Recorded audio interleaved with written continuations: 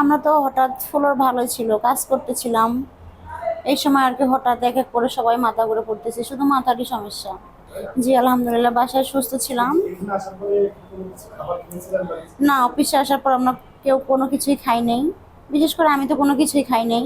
হঠাৎ এরকম করে কাজ করতেছিলাম, মেশিন চালাইতেছিলাম, এর মধ্যে এই অবস্থা হয়েছে। কেমন জানি সবকিছু এলোমেলো লাগতেছিল, মানে কোনো কিছু ঠিক লাগতেছিল না। তো ক্যাশের জন্য একটা ঘেরান আইছে, ঘেরানে তো মাথার মধ্যে গোল্লানি মারছে। ওই তো তখন আমার খারাপ লাগছে, পড়ে গেছি। হ্যাঁ, না না, বাসা থেকে না, অফিসে অফিসে তো সুস্থ মানুষ গেছি। সকালে আমরা গেটে তাদেরকে চেক করতেছিলাম, যারা অসুস্থ যারা ছিল, তারা একটু শরীরে একটু খারাপ ছিল, তাদেরকে সবাইকে Lily premium gold soap 24 carat gold এনে দেয় রিয়েল গোল্ডেন গ্লো। বসায় রাখছিলাম আর বলছিলাম যে আপনারা রেস্ট করেন, ছুটি কাটান, সুস্থ হলে তারপরে ডিউটি করেন। তারপর চলতেছিল প্রতিনিয়তের মতোই। আপনাদের যখন 10টা-11টা বাজে তখন দেখি ফ্লোর থেকে লোকজন চলে আসে আমাদের মেডিকেলে। সবাই ভাবে স্টেপ বাই স্টেপ আসতেছিল।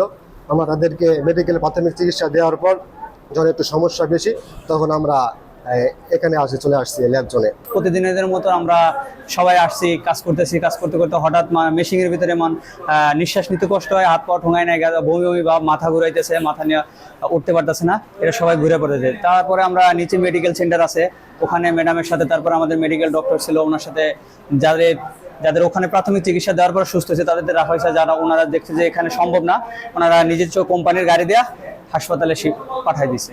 মেইনলি সমস্যা ছিল ওনাদের শ্বাসকষ্ট, প্লাস শ্বাসকষ্টের সাথে ওই কিছু জনের ছিল বমি, প্লাস কারো কারো ছিল হলো মাথা ঘোরানো। এগুলা আমরা প্রাথমিকভাবে যা পারছি ম্যানেজমেন্ট করে দিছি, আর যদি কোনোটা খুব বেশি খারাপ ছিল সেটা রেফার করে দিছি।